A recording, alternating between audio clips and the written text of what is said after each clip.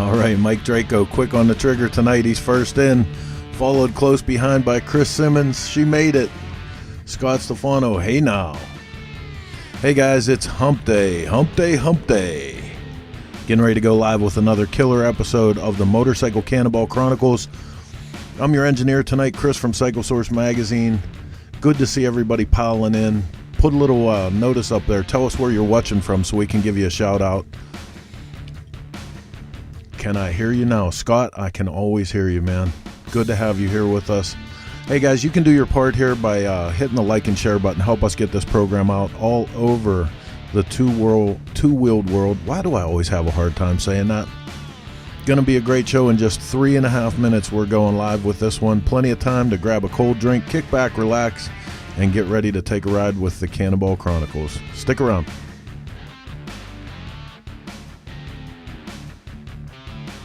Kelly Weidman's back in the hot tub. Awesome.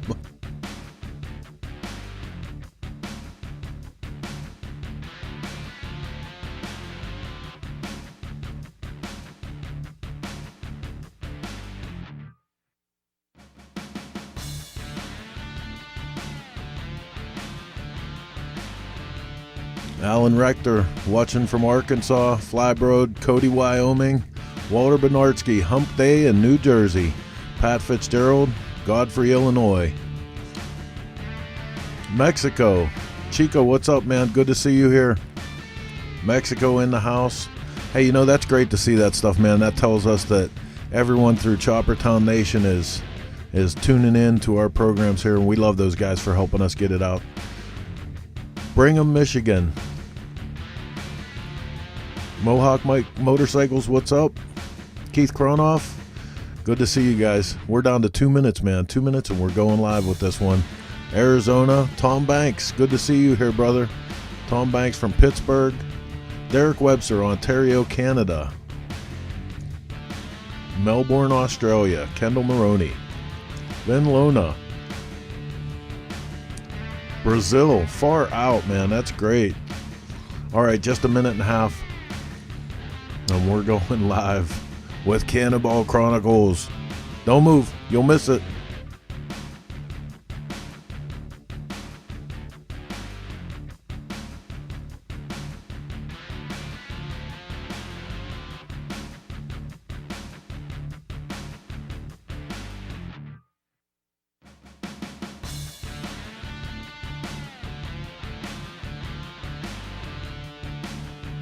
Walt Lumpkin coming in from Georgia. David Crum, North Jersey. David Baird in the house. Who else we got? Illinois. Carrie Patchett. Mary Butts, Team Butts, Minnesota in the house. 57 seconds. The countdown's going fast tonight. It's going to be a hot show. You can always tell.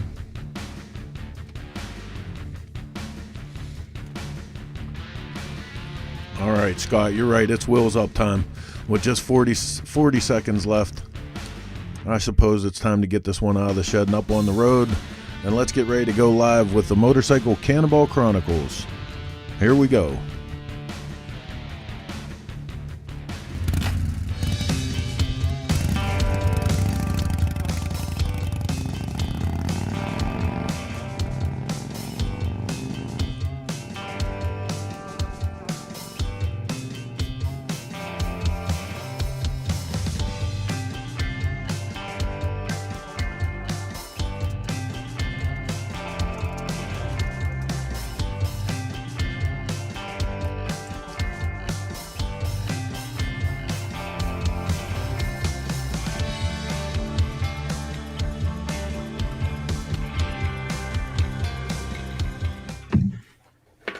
Hey there, Cannonball Nation. What's happening? That's right. I'm live Wednesday night, hump day, Cinco de Mayo. What's cracking out there? Unfortunately, I am not drinking any cerveza tonight. I am strictly on a water diet for today, but maybe later I'll have one. We'll see. Anyway, as you can see, I am back live after last week. You didn't get to see me in person, but I was with you from Las Vegas. at the motorcycle auctions. We'll talk a little bit about that here tonight before our first guest, who I'm excited to chat with tonight. He's a really great dude from Michigan, Jim Guilfoyle. Rode the Chase the first time and will be on the Chase again here in July. And we'll get to see what he's up to and what's cracking over there in his world. So anyway, I want to bring in my co-host, Mr. Robbie Nussbaum, and let's see what's cracking with him. Hold on a minute. I'm texting. Hold on. Steve Broyles, how are you, buddy? Poppy. Everybody calls him Poppy. I don't know him. I don't call him Poppy. It's like, what's up, Poppy? Yeah, we got a lot of people tuning in tonight, it looks like. So catching a few there. Seen a lot of these people that are chiming in at the Las Vegas auction. It was good to see those guys. You know, Richard Campbell from the Chase, Team Butts from the Chase and the Cannonball. Mary Butts. Those guys for a little bit. Yeah. I got to have a few drinks with those guys. And cool. A lot of other people out there. I mean, it was great to kind of see everybody. Seeing, Mark Zener and gosh, I mean, there were so many people out there. Tim Burns was there too, right? He was there. There. He bought a remarkable motorcycle. I'm sorry that I ran you up on it, but you wanted it too. Dude, it was a good motorcycle. So David Crum wants to know if you found him a 39 WLDR. Yeah. He's been looking for one. He has been looking. Anybody out there have a 39 WLDR? Get a hold of David Crum, please. I just know where one sold. He's like a week too late. Oh my God, he's been looking for one for a while. Should have chimed up a couple weeks ago. I see Chris Simmons is on. She had a great show last night on Coast to Coast. They had an awesome guest. And if you who was it? I didn't get to tune in last night. I was Brittany Morrow was on. She's the road rash queen, and very important message to people who are thinking about getting on a motorcycle as a passenger, as a rider, but as a passenger too. She had a horrific experience, and man, she ran us through a lot of stuff last night, and it was pretty moving stuff. So don't ride your bike with sneakers, in shorts, flip-flops, or barefoot. Wear protective clothing. She had third-degree road rash like all over her body. It was, if you haven't seen the show, go watch on YouTube. Go look for Coast to Coast with Brittany Morrow as the guest. It's an amazing story. I'm gonna have to do that tomorrow when I get a little bit of free time. I'm gonna go back and check that show out. Yeah, now she goes all over the world promoting motorcycle safety, and she's a rider now too. So, not just as a passenger. She showed some road racing footage she's doing. It's pretty interesting. Very interesting. Very good stuff. Heck yeah. Tell us about Meekum. Oh, Meekum. So what a great time. It was good, good that it just happened. As we know, it was postponed from January till just this last week. I was really surprised of how many people actually really did show up. I wasn't, a lot of people didn't really know what to expect, how many people were going to show up, what type of money was going to be spent. But I mean, dang, economy looks pretty dang good. I mean, things were going for world record prices, it seems like. There was a few deals here and there. You just had to be paying attention and kind of be in the right place at the right time. So seemed like everything that I was fairly interested in and wanted to watch actually went for quite a bit of money. So, what we're seeing here on the screen now, the knuckleheads, I don't really know what to think about that. It was pretty crazy what some of those things sold for. And well, the way I understand that, Jason, is that there was one guy who wanted to buy the whole collection. So in order to do that, those prices had to go up, I believe, in order for him to And maybe there was somebody running them up. Who knows? I don't know, but No, I mean, he definitely bought every single one of them, and he paid a premium for them. yeah. And the rumor mill has it he's the same guy who bought Todd's Greenie or originally. And I don't know if that's No, I true know or that. not. I know for a fact it was not. Okay. So I did meet the people that bought Greenie, and this guy was not him. This guy's from Arizona somewhere. So No, the original buyer of Greenie at Bonham's when they were at Bonham's a few years back. uh, I don't know. I wasn't there. You were there. I don't know if you met the people who bought these bikes, but so how was the attendance? I thought it was pretty good. It was tough to gauge. The venue that they had it in was pretty big and massive, so it was really hard to gauge, what type of people there or how many people were there. But I think for where it was and the time of the year, and I think it had a pretty dang good attendance. Cool. What did you buy? So Steve Broyles wants to know what you bought. I bought, get this, this is freaking cool. So I bought a fruit cup and a banana and like 3 iced teas. Oh, so what are you telling us? Leanne's watching the show tonight? Is that what's going on? No, I just don't have the status to buy stuff there, I guess. I don't know.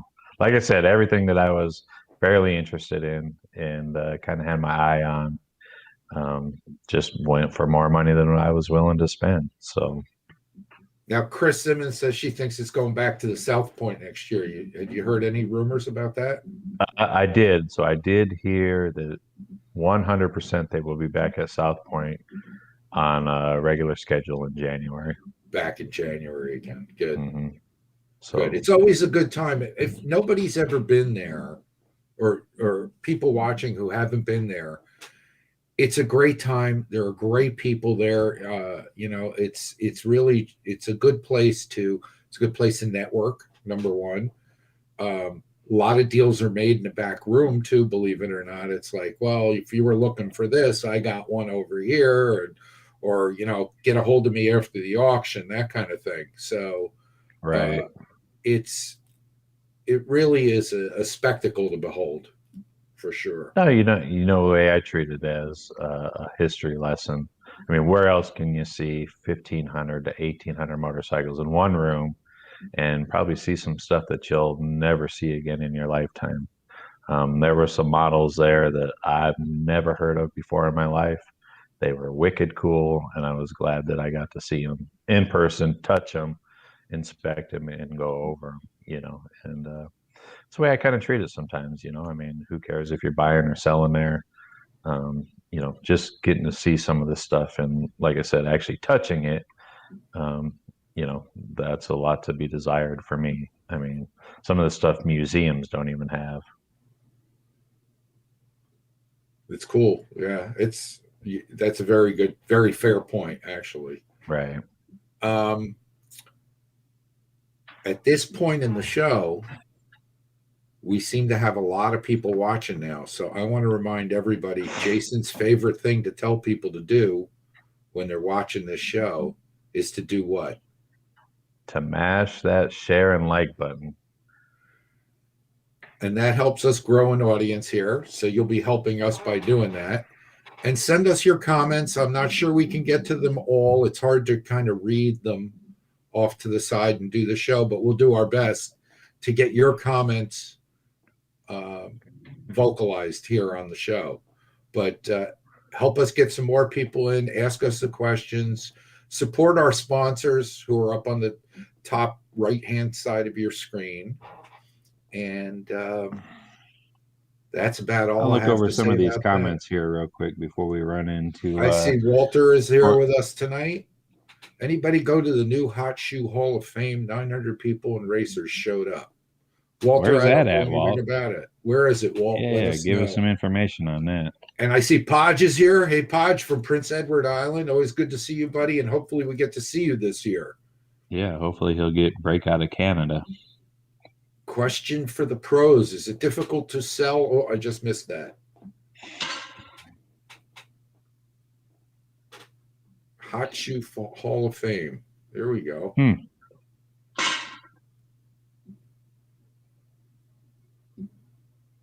So where is that? Is that, did Walter say where that was?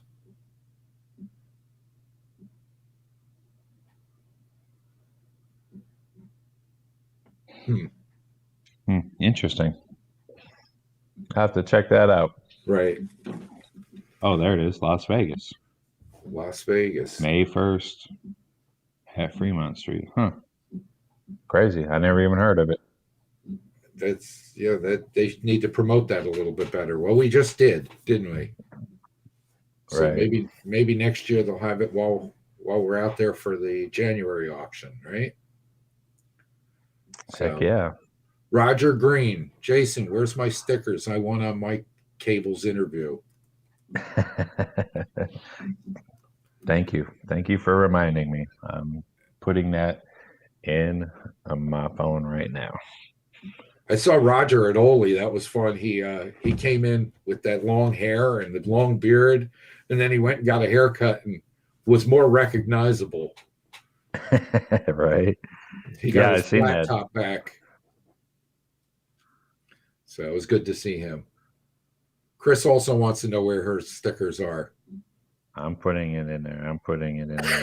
I just totally spaced it. That's what happens sometimes, you know? Well, you got a lot going on, my friend. A lot going on. How's things going for the chase? How's the preparation? You guys are in there. Oh, dude. So we are doing great on it. We just kind of finished up some of the logistics stuff. I am starting to work on the vehicles, trailers, just making sure they're 100% ready to go.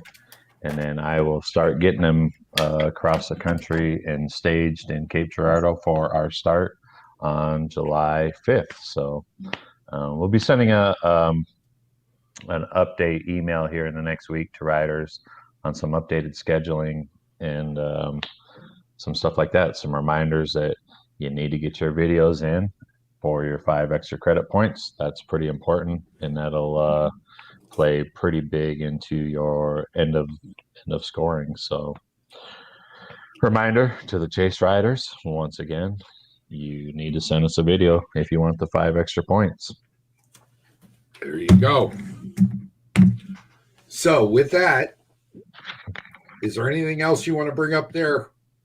No, I don't think so. I'm trying to read these comments. They're tough to read tonight, but we'll just keep watching them and see what's going on. And I think we should bust into a commercial break, and then we'll come back with our guest, Jim Guilfoyle from Michigan. All righty. See you on the other side. See you guys in a few.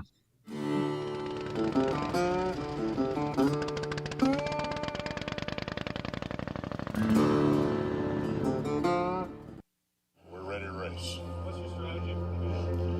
Go fast. The Fueling name has been associated with racing and high-performance engines since 1974, when founder Jim Fueling started fueling the flames. From Daytona to Monaco, from the Bonneville Salt Flats to the Indy 500. Fueling is here to compete. Look for the Flying Pig to run up front this year with pilot Ben Bosman. Fueling. No bullshit, just performance.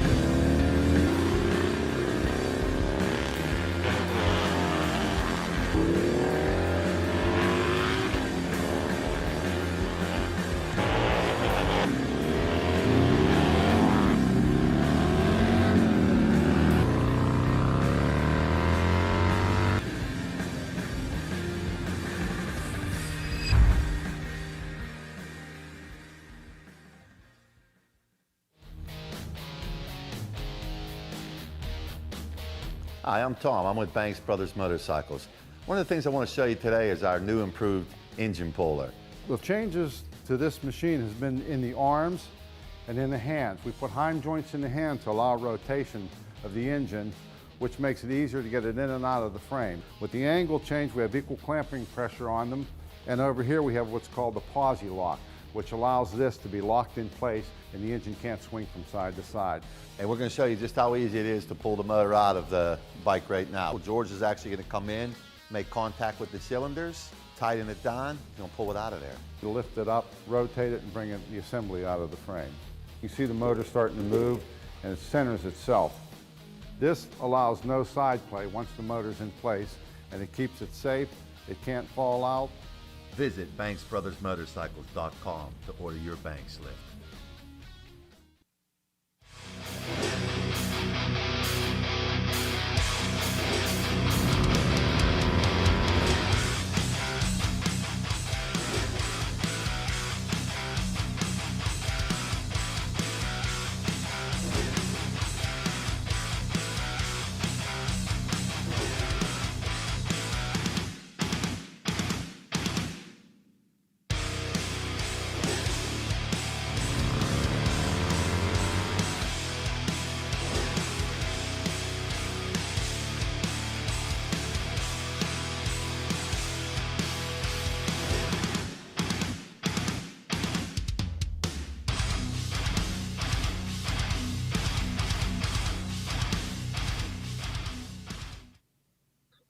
Hey, check it out. I told you we'd be back.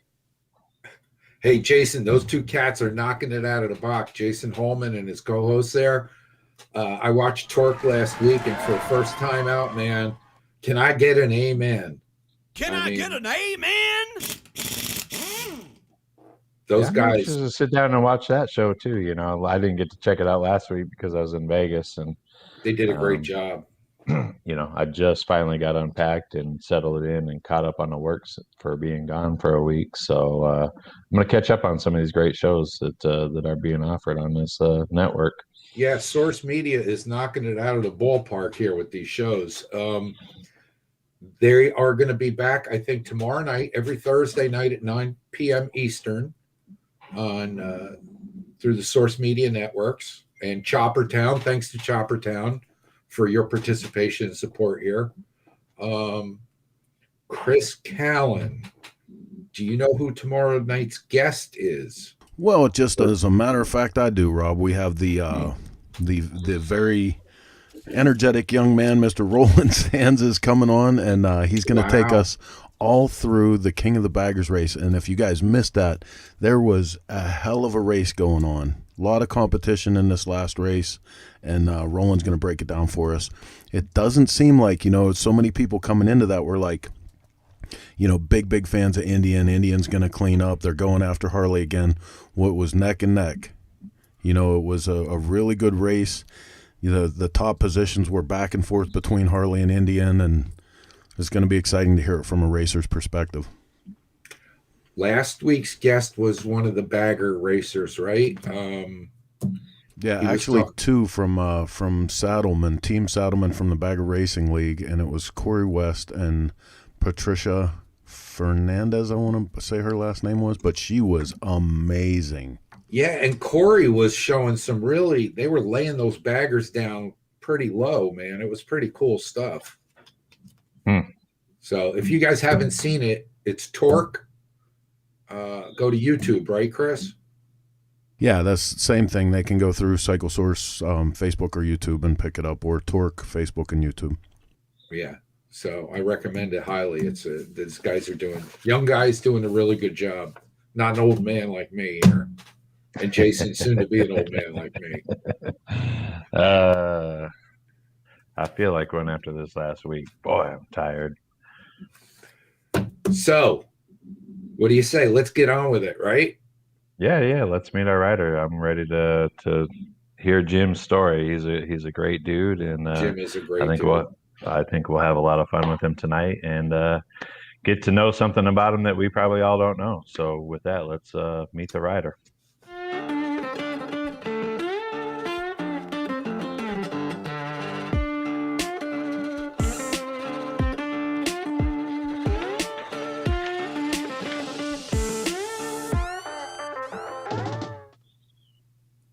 Well, hey, Jim, what's happening? There he is. Here I am. So this is our guest, Mr. Jim Guilfoyle. You're from Michigan. Tell the people out there where you actually reside from in Michigan. Oh, southwest corner, just north of the Indiana border and right off of Lake Michigan. Which is and I mean, have you been there for a while? Oh, I've been here all my life. Little town. Same town. Yep. Yeah. So, Jim, I see you sporting a flannel there. You know that we're known as the flannel mafia amongst the source media folks. So thanks for supporting the cause here.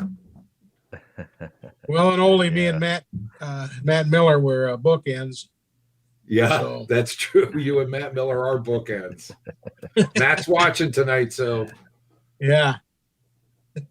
Well, let's get to meet Mr. Jim Guilfoyle. So tell us all about Jim. Yeah. Where do I start? Jim Guilfoyle, this is your life. Oh, geez. We have your Let's first start grade modern teacher. day Jim Guilfoyle. I mean, sure. Are you currently still working? Are you retired? Oh, I'm still working. Tool and die maker. Yeah. Tool and die maker. And this is something that you've been doing for quite some time, isn't it? Oh, forever. Yeah. I started sweeping floors in a tool and die shop when I was 14 years old. Oh, yeah. Oh, yeah. Now, what do you, I mean, for the people that don't really know what that is, go into a little bit of detail of what you actually do or make. Don't ever call them a machinist, by the way. Die-cast dies and plastic molds, mostly automotive stuff, some appliance stuff, Whirlpool, stuff like that. Uh-huh. Car, I mean, Michigan's a car place in the world, you know, capital of the world. Right. Car stuff. I mean, it's definitely slowed down, and a lot of it went overseas, but it's still happening around here. Uh-huh. There's a lot of there's 20 tool and die shops within 10 miles of my house. Oh, dang. And is it a private enterprise of what you're doing, or are you working for a major manufacturer like Ford or Chevrolet or something like that? Oh, we work for die casters that work for Ford. We're like a second tier, you know. We're not directly for. Cool. I work in about a 30-man shop. What do you enjoy about it? Oh, definitely like, you know, and it really helps when you're working on antique motorcycles to be able to make parts and fix parts and, you know, machine things. Right. Well, Rob was just saying that you guys really ain't machinists. We shouldn't call you machinists, but obviously that's probably not totally true, huh? Yeah. What do you mean? I had a friend who was tool and die maker, and I said, "Oh, so you're like a master machinist?" He goes, "Don't ever call a tool and die maker a machinist." Well, there's different levels, I suppose, yeah. But precision machinists definitely have their place too, you know. Right.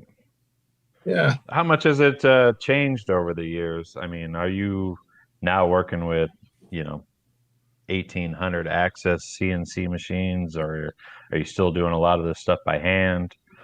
Oh, it's definitely all CNC. When I started, it was all hand cranking, and there were no CNCs. But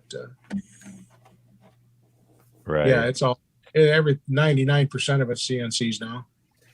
Yeah, I kind of see. I mean, it seems like every shop that you go to, you know, all you're really seeing now is CNC, you know, type turntables and axes. And, you know, I mean, do you think the art of machining is actually getting lost and it's going more to code programming now?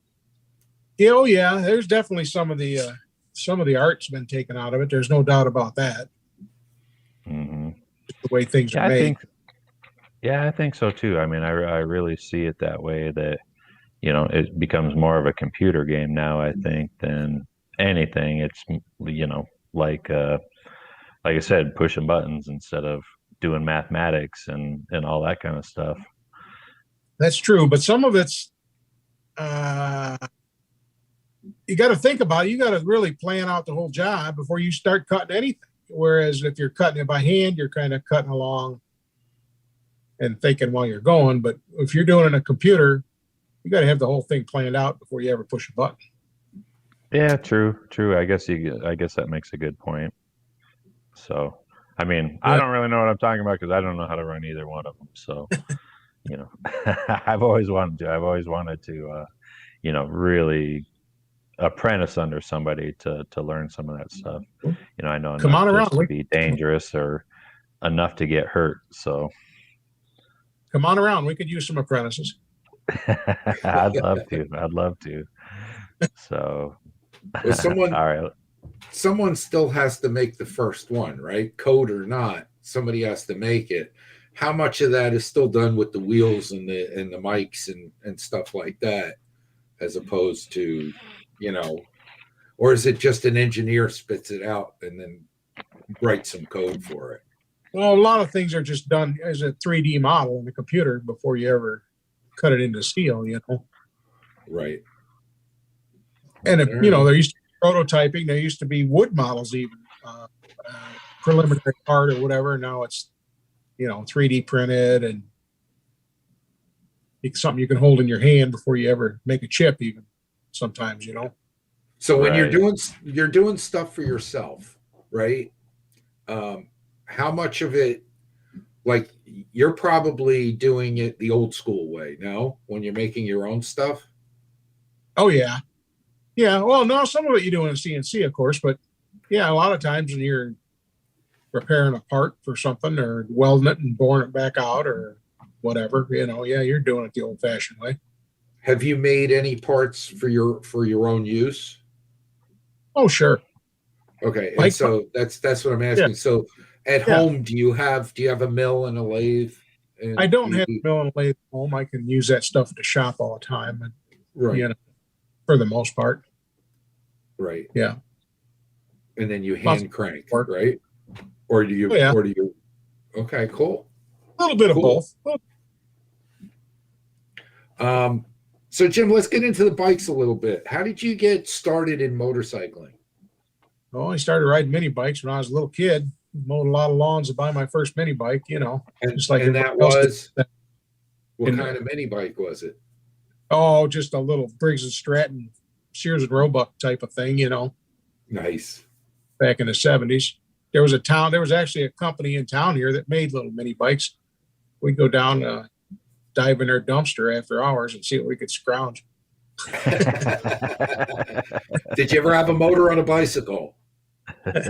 No, I never put a motor on a bicycle per se, but we went right from mini bikes to little Hondas and little bigger Hondas and Suzukis. Worked our way up, you know. Nice. Right. So what was did you have any actual influence of why you wanted to get a mini bike? Was it some friends that had it? Was it a family Oh, member? Friends up and down the street, you know, there was all kinds of them around town here. Mhm. Lots of friends had them.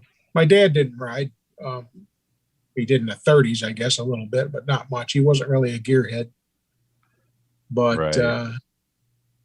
yeah, we just Seems like started. we hear that quite often of like, my parents didn't want me nothing to do with it. They weren't really the influence, and you know, people were more influenced off of, you know, their friends or the people they were hanging around, or you know, something cool that you even seen riding down the street, you know. Yep. Oh, absolutely. Absolutely.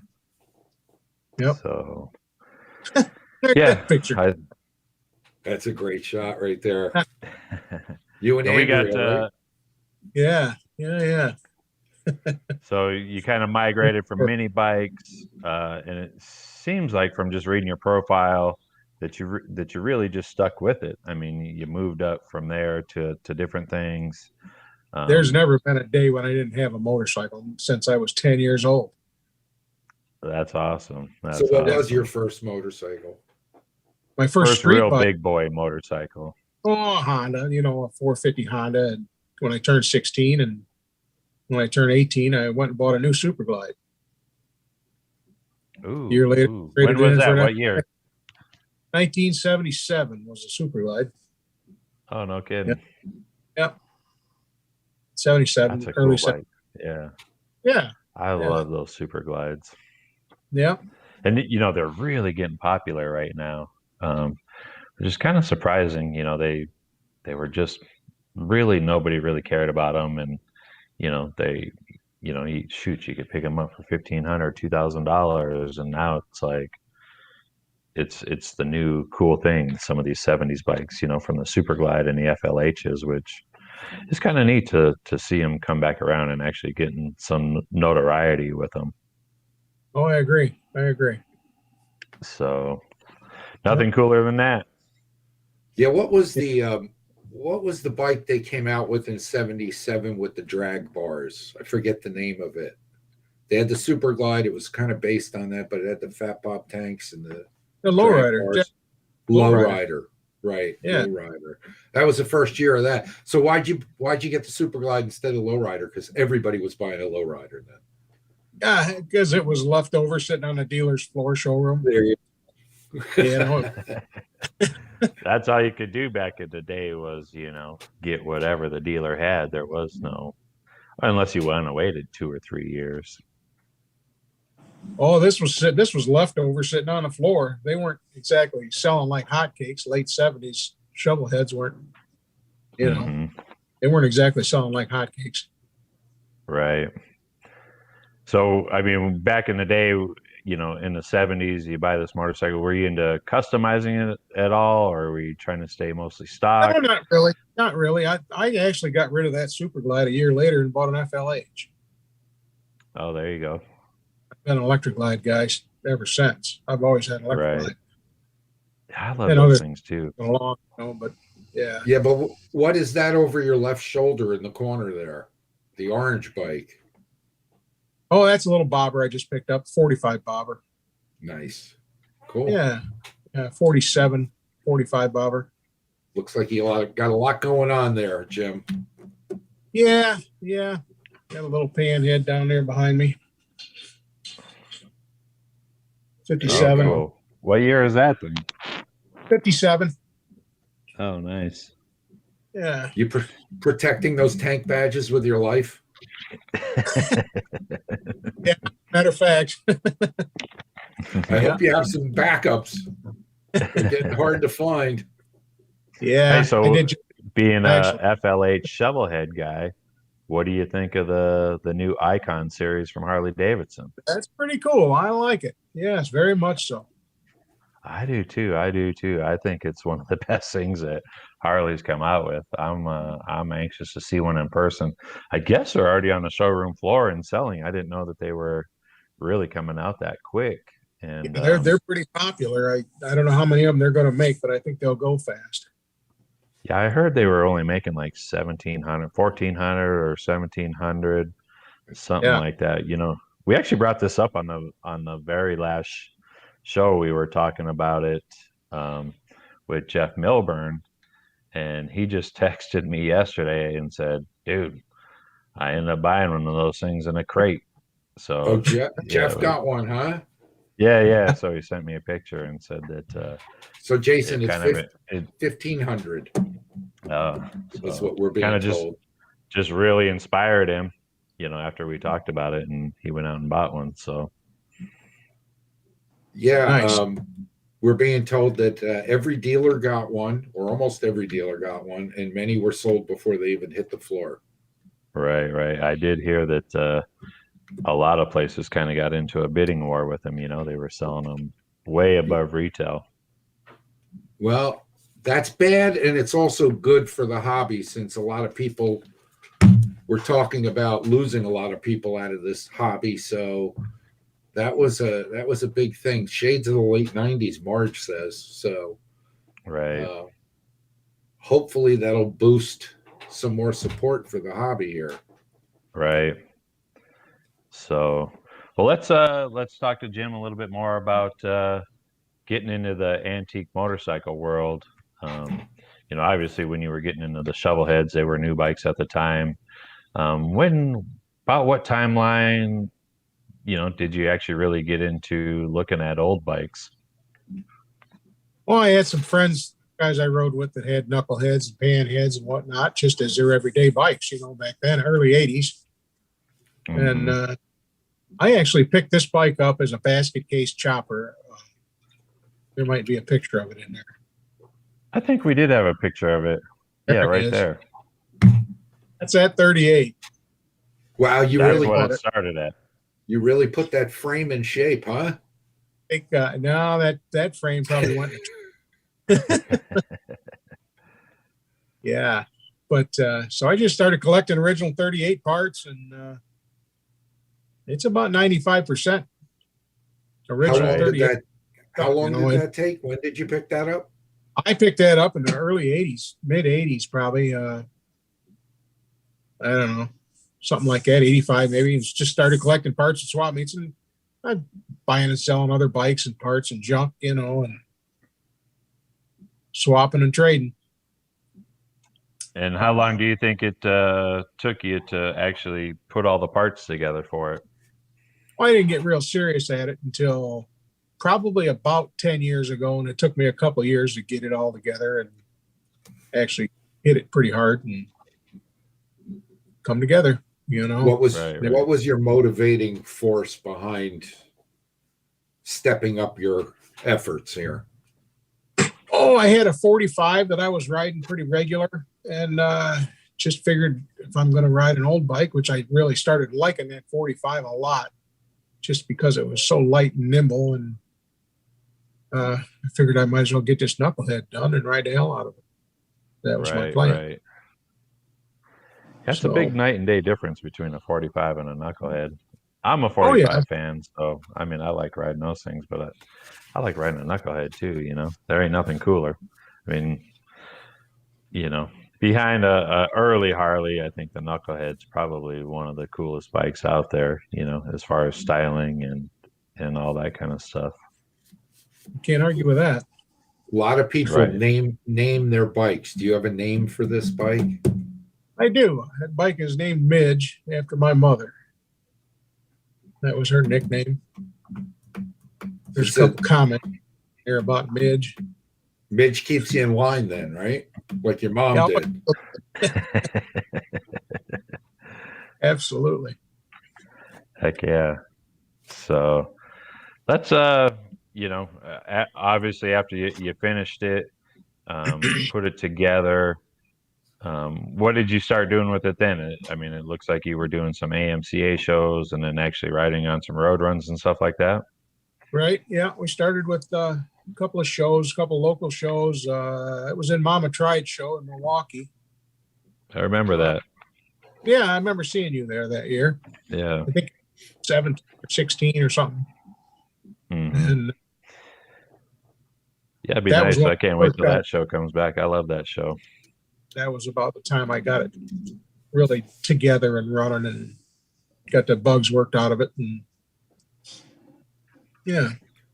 Right. So you After that, signed up for the inaugural chase in 2019 to do this endurance ride from Sault Ste. Marie, Michigan to Key West, Florida. Prior to this event, have you done any type of long distance riding or long rides, such as, you know, road runs or other coast to coast by yourself? not necessarily by myself. Not on an organized ride, but with my buddies type of thing. I mean, we've been doing that for years, you know, Mhm. cross country, Shovelheads and late models and Evos and whatnot. This is the oldest bike I definitely took cross country. Right.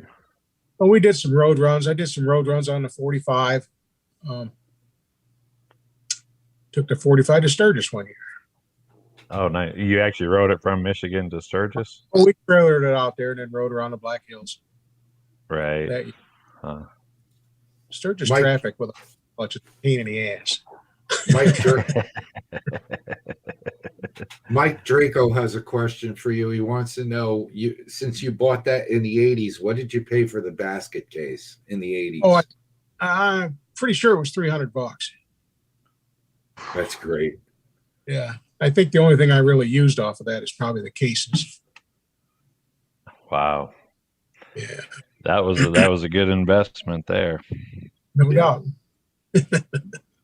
And you say the can't bike, even buy a nut and bolt for a 38 for under $300 now. Exactly.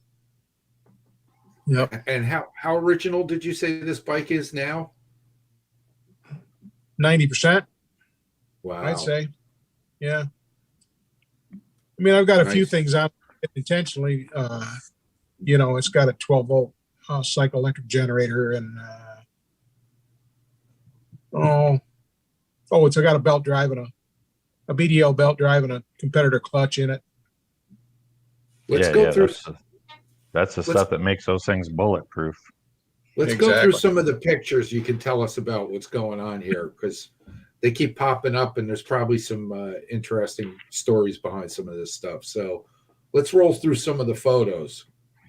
No, that was leaving out of Sioux City rain.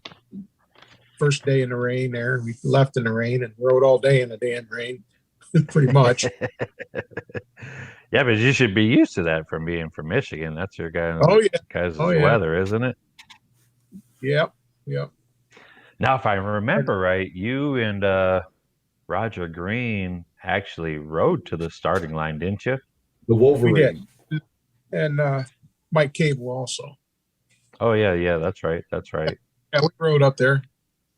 And you guys kind of had, I think, not so good weather actually getting to the event, right? I mean, it kind of rained the whole time. No, I don't. We had a little bit of rain on the way up, maybe, but it wasn't too bad. Yeah. It wasn't too. Yeah, we had pretty good weather on the way up. Right. Yeah, you guys were one of the only group of people that actually rode to the event to start. And then after the event, after Key West, I mean, you guys, dead-headed straight back north, back to Michigan, and rode back the whole entire thing. So you guys really just kind of did a big loop. Yeah, we made a round trip out of it. I think it was about 4,700 miles. Wow, that's pretty impressive. I think we were on the road about 19 days. Tell us about the trip back, because we've heard a lot about the chase and the ride itself. So obviously there's no quizzes on the way back, but is there something that stands out in your mind about the ride home? Not really. I mean, we stuck to 2-lane roads. Florida's a damn long state. It took us all the next day to get out of Florida. Right. We worked on Roger's bike a little bit, but at Dave Clemens' place. And then headed up. We headed up into Maggie Valley, up through the Smokies. It was pretty much uneventful. Other than that, we took our time. We didn't bust ass too hard to get home. We still took, I think, 3 full days around once we got out of Florida. Now, I think even with all the miles from the chase and riding there, doing the event, and then riding home, if I remember right, you really didn't have many problems mechanically with your motorcycle, did you? I did not. I didn't really have any. Did you have any maintenance issues that you would do at night? Just in a chain. Oh, that was it, huh? Well, that's about it. That really is about it. I remember, I rode a knucklehead on a 14 Cannonball, and just with that, it was like, that's really all we did. Maybe we check our air pressure every 2 or 3 days in our tires, and brake day, we would check the chain, and really that was it. I mean, everybody else was working through the night and adjusting this and adjusting that. And I mean, that just shows you how reliable that, a knucklehead is for an old bike. There's not a whole lot of maintenance required with it, really. I put about 2,000 miles on it before we left, just working all the bugs out that summer. I blew a head gasket 300 miles from home. So let's back up a second here now. While you're preparing for the chase, what's going through your mind as far as thoughts, preconceived notions, things like that, before you get to the chase? Well, we'd been riding long distance for a long time. I mean, I knew what I needed to take, and pretty much, and spare part wise and tool wise and things like that. And like I said, just working the bugs out of things and making sure it was working and comfortable and I'm told that you were a little nervous. That our notes say that you were a little bit nervous. What were you nervous about? Oh, I don't know. Just the whole deal. Just worrying about whether it was going to make it. Things like that. I mean, I always get a little nervous heading out on the road, but Right. it all worked out. But nothing Yeah. overly, nothing overly exciting to jazz you up, right? No, not really. Not really. All right. So Yeah. kind of being a veteran to riding long, and this is a question that I haven't asked, but I'm gonna put right here that I need to start asking people is, what do you think is the number one thing that you need to bring with you to be prepared to be on any type of ride, whether it be like this, a road run, even, a few day overnight trip? What is the number one thing that everybody should pack into their motorcycle? Pack less shit and bring more money. Right? Yeah, money can get you out of anything. Hey, your cell phone. Every one of my bikes has a pretty well equipped tool bag in it, basic wrenches and spark plugs and points or whatever. On a Chase, I had a spare battery, a spare chain, spare belt. Didn't need any of it. I actually loaned my battery out. One of the things that I come up with that nobody ever thinks about, and I think it's been a lifesaver for me a few times. Maybe not even on my motorcycle, but for somebody that I'm riding with, is the tank shift nut and bolt that it pivots on. I think that's something that people way overlook. It's something that easily grenades and comes off the bike. And so I've always carried one of those in my tool bag, and it's come in handy very, very many times. I believe there's one of those in my tool bag on the knucklehead. Yeah. But I know It's just one of those things that people that I come across, and it's like, oh yeah, I mean, you never think about it until you lose it, and it's really kind of just an odd shaped thing. Yep. You could go to the hardware store and figure something out, but sometimes it's hard to even get there when it's broken. So one of those, $2 parts that can really, save you while you're out there on the road. We were coming back in the road run last year in Wisconsin, and I looked down at the gas station, and laying on the ground was the backing spacer thing, whatever you call it, on the back side of the rocker clutch.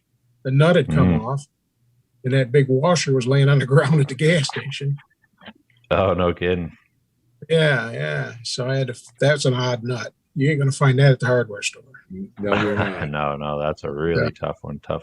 My nut actually came off on my UL last year, and luckily, the way that it was set up, that pin that the nut goes onto wouldn't back out. So I mean, I didn't have the nut, but luckily enough, I knew it wasn't going to come out. So It was coming out. like you said, that's an odd one there. Small pair of vice grips held it. Matt Miller's busting my chops. He says the handlebar spiral bolt, because the only thing I didn't check on Chris's bike when I put it together was the handlebar spiral bolt, and it came off. I remember that. I was right behind Chris when that happened. I figured it was on there from the last time she rode the Cannonball, so it was good. That's the only thing I didn't check. See? Every time, right? Comes to bite you every time. Right. Hey, let's talk about the quiz, Jason. Everybody's favorite subject. Yeah, we get a lot about that. So Jim, he was actually one of our, how do you say it? I mean, he's the winner. The smartest person, the most knowledgeable person? He's the winner. He was the winner. So he's the winner. Single-handedly took first place in the quiz. So I think, what did you end up getting? 59 out of 100 questions, right? Yeah, 59. And an award. Yeah. Really, that's a D+, I think, and that.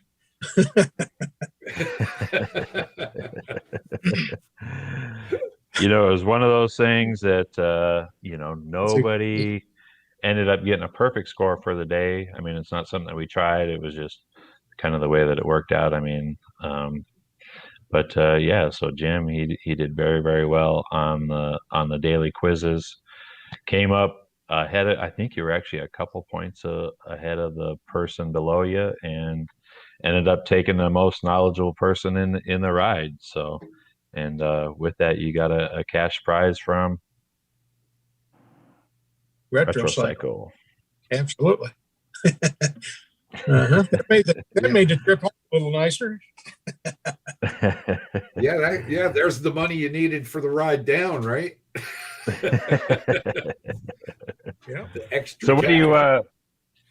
what do you kind of really contribute doing so good on the quiz from?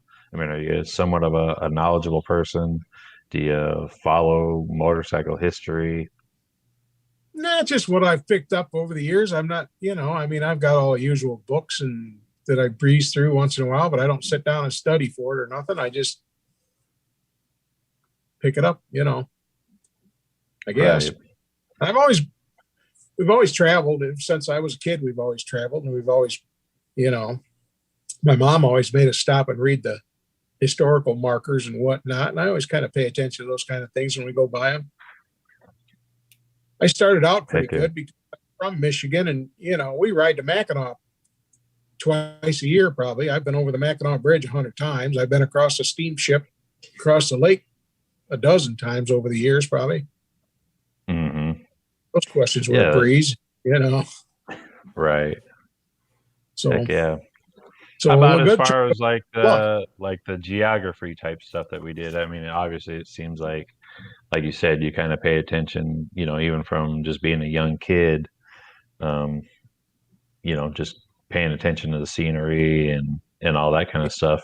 I mean, obviously you had to do pretty well on the geography part of it also to score that high. Yeah, and as it went on, it got a little easier. I mean, I was starting to pay more attention as I knew what we was needing to look for. Right. Some of them were pretty tough, but some of them weren't too bad. I remember the last day in Miami when you had you kind of separated people out. This top 10 went and took the quiz first or whatnot. And right. I remember sat at breakfast that morning. Me and Jody and Randy Sams were sitting at breakfast talking about all them damn railroad crossings the day before, trying to figure out how many there were. And we're like, well, how can we figure that out? And I went back and looked at my scroll, and they were all on the scroll. Did. I counted them before the quiz that they were all on the scroll. Yeah, you just never know why we put some of that stuff on those scrolls. Yeah. So, but I remember that was a lot that day. My God. 19 of them. Yeah, it was crazy. Tell us about cornfields. I have some notes here, something about cornfields in Kentucky, is it? And something about Mike Carson. His name keeps popping up in these shows. That was in Illinois. We were a lot of those roads coming into the dealerships. We kind of come in the back way to the dealerships, and they were barely combine roads, really. I mean, they were barely a lane and a half wide. You couldn't pass two cars on them without one of them going off the edge. They were some pretty narrow roads we come in on. And I come up, Carson had passed me, so I gassed it and passed him. And that kind of turned into a race. And the last probably 10 miles into that dealership in the middle of Illinois there, we were racing. And it was fun. We were balls to the wall, sliding around the corners. It started to rain. We were just having a good old time. Me and old Carson. Right. Yeah. Heck yeah. That's a lot of fun. Hey, I see Stuart Ritchie's out there just chimed in. Stuart with JD Jugs. Hey, Stuart, was that you that called me earlier today? I got a number from Australia that called. I didn't really take it because I figured it was somebody trying to sell me an extended warranty for something down there. So if it's you, leave me a message next time. Let me know it's you or anybody else that's out there. And in Australia.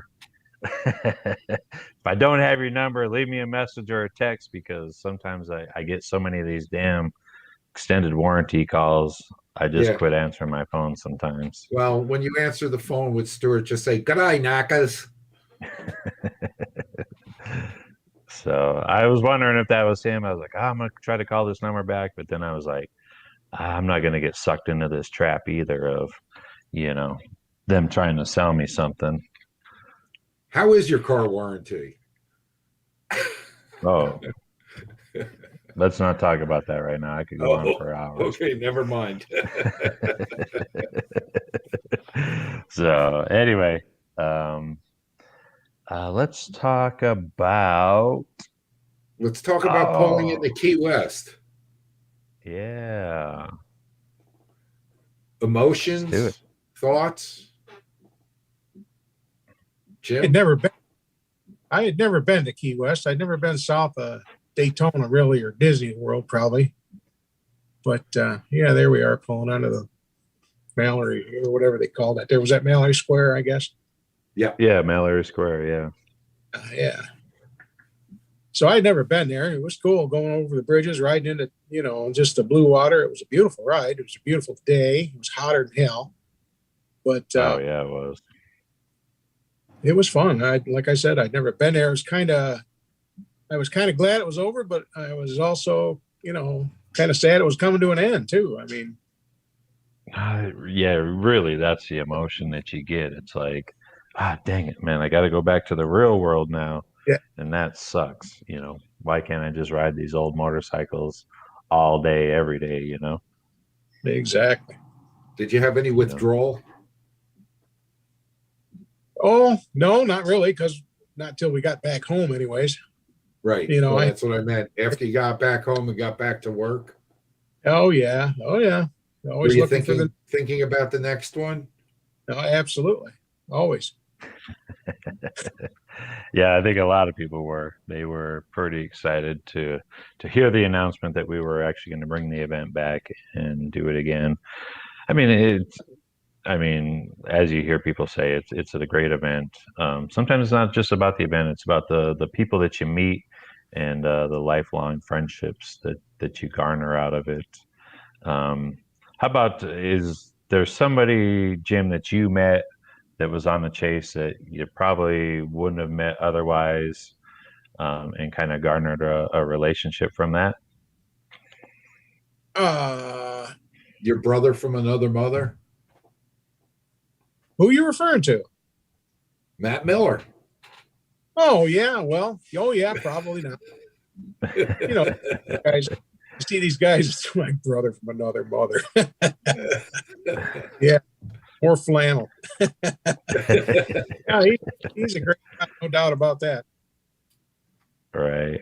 No, I always think about that. Like, I try to make it a point now in the events to like hang out with some people or get to know some people that, I might not necessarily talk to, like these guys that drive these little skinny British bikes, I mean, usually I wouldn't be caught dead with hanging out with these dudes, but I'm getting to learn that some of these guys are actually pretty cool, and they love the stuff that just as much as we do, if not even more sometimes. And these dang dudes are actually starting to rub off on me, man. They got me looking at BSAs and Triumphs and Nortons and frickin' Zundops, and it's like, man, And I have a hard enough time staying with my dang, American bikes. Where's your nearer car, Jason? That's an American bike. I'd take that bike anytime. So are you doing the chase this year? There was quite a mix. There was quite a eclectic mix of motorcycles and people in this thing. It was the best part of it, no doubt about it. Yeah, absolutely. I knew probably 10 or 15 people that were going on a chase when we left, but I had 70 new friends when it was over with. Right. It was great. That's great. That's great. Well, that's what it's about, kind of. That's absolutely that's the unspoken reward of doing an event like this, right? Been meeting people all my life because of, So I know that you had such a good time on the event that you really wanted to keep a lifelong memory of it. are you in a position where you can show people your ink that you got to represent the event? There you go. It's even got the number plate on it. Oh, wow. Look at that. Oh, there you go. That's way cool. Hartman got me started on that. Oh yeah, I love it. I love it. Anything motorcycle related on a body is killer. Yeah. So, but all right. Well, we're about out of time here. I definitely want to thank you for being on tonight. I think we've got to learn a little bit more about you. Obviously, coming up with the event here, a lot of us that are going on the event and that will be watching it online, we'll get to learn a little bit more about yourself and maybe a few of the other riders. Really, before we get out of here, I always come up with the last question of, what does this next year have in store for Jim Guilfoyle? I mean, is there a project that you're working on? Is there something other besides the chase in July that you have on your bucket list that you're going to do? Tell us what's in store. I don't really have any big motorcycle things planned other than the chase this year. I'm talking about doing another road run, maybe if we get into it. The one at Detroit Lakes there in the fall. But I was talking to a guy today about a Cannonball eligible bike, actually. Oh, no kidding. Yeah. So. Yeah. What would you look at for there? I mean, what trips your fancy there? Are you looking at like a JD? No, actually, it's a 29 DL. Oh, a DL. Yeah. That is something that we haven't seen yet. That would be pretty cool. A 3-cylinder. Yeah. Yeah. So, I just looked at one of those this weekend. It was pretty cool. Something to think about. Heck yeah. You should. I followed a Cannonball in 2010, and I got the itch then. Right. First one. Yeah.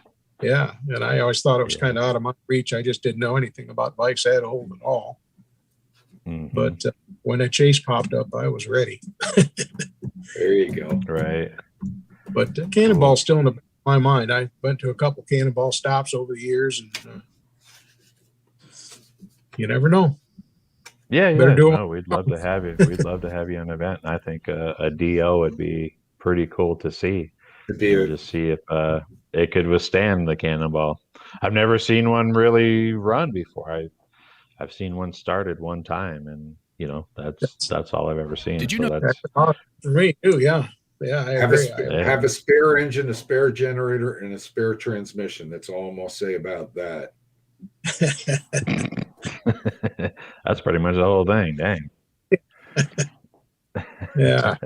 Especially a spare generator or two. That's what I hear.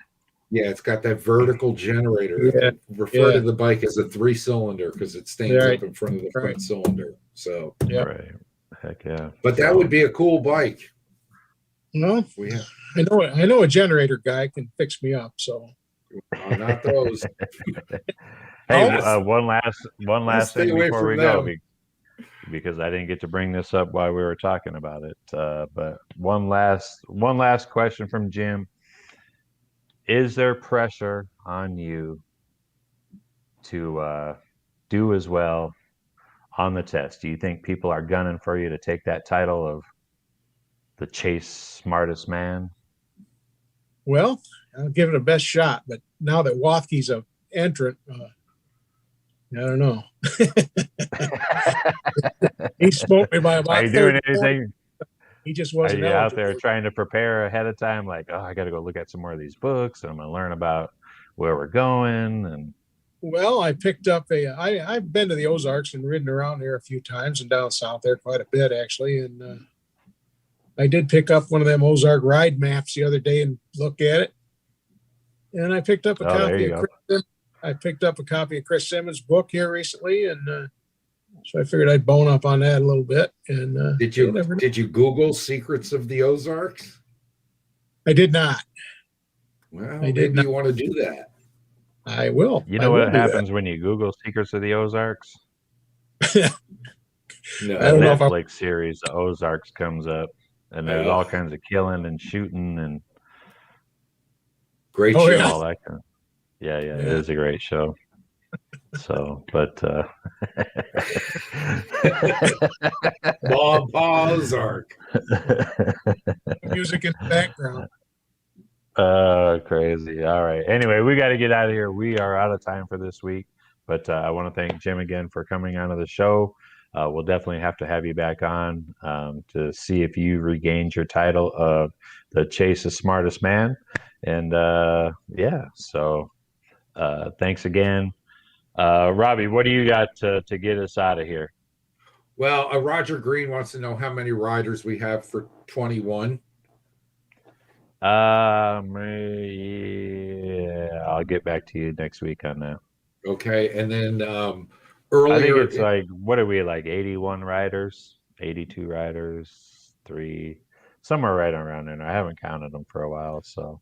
And earlier in the evening, Brian Pelletier wanted to know if we were aware of the exhibit going on at Wheels Through Time right now. Are you aware of this? Good. That's a great thing. We should have brought that up. We should have actually, if you go through Wheels Through Time Facebook, Matt Waxler actually does a little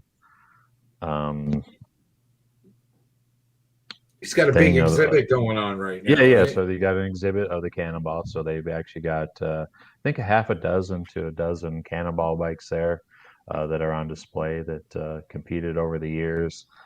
We supplied them with some great memorabilia for the years, some pictures, some artwork. So that it gives a really good representation of the motorcycle Cannonball. Very well curated there at Wheels Through Time. We are super privileged that they reached out to us and wanted to do that. So a lot of the riders will get to see it because Wheels Through Time will actually be one of our official stops. We will be there, I think, Friday, September 17th. So, get out there and check us out and check out the exhibit. It's pretty cool. So. All right. Nice. So, Jim, thanks for joining us tonight. Appreciate it. There's a lot more questions I want to ask, and so we got to get you back so we can ask you some more. But thanks, Rick. And it was fun. Thanks for.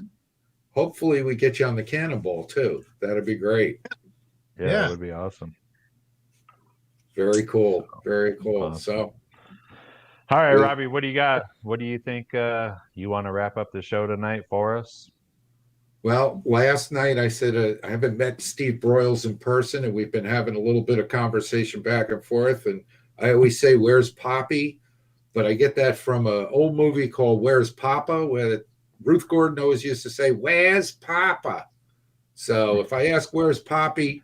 think of it in that voice, "Where's Papa?" So that's what I want to wrap up with. Excellent. So, hey, guess what? We have another great show for you lined up next week. Who we got? Do you remember who we got? I don't. Talk for a second, and I'll look it up. Talk for a second. Well, I want to thank everybody for joining us tonight, and those of you who watch us every week. Thanks as always. Couldn't do it without you. It's a great experience for us. Love talking to you guys. Or seeing the comments coming through, and love seeing the same names every week. It's great stuff. So heck yeah. So we got Chris O'Brien next week from Washington. Yeah, he's a really great guy, neurosurgeon, and in Henderson. He's got a really, really great story. I'm sure we'll be talking about his great uncle that was one of the very first people to travel across the country on a Henderson 4-cylinder. So when are we going to have Matt Miller on? We got to get Matt Miller. We got to get him on here. We got to get him. He just commented, so I'm trying to put him on the hot seat. We got a lot of great guests coming up over the next few weeks, so you guys will just have to keep tuning in and checking it out. So Yeah, maybe we can get learn. Matt Waxler on one day and in the near future, and he can chat with us a little bit about the exhibit. So Yeah, we'll see that'd what be we great. do. That'd be great. Yeah. All right. Heck yeah. Well, thanks everybody. Jason, it's good to see you, buddy. Get some sleep, You huh? too. You look exhausted. I'm gonna try to. So next week I'll be my same up to my cheery self again. Cool. And yeah, we'll see you guys again next week. Thanks for tuning in. Remember, you can watch these shows anytime, share them with your friends. And we'll see you guys next week. Have a good day. Night. Bye, everyone. Thanks. Good week tomorrow. Thanks to Source Media, too, for doing this.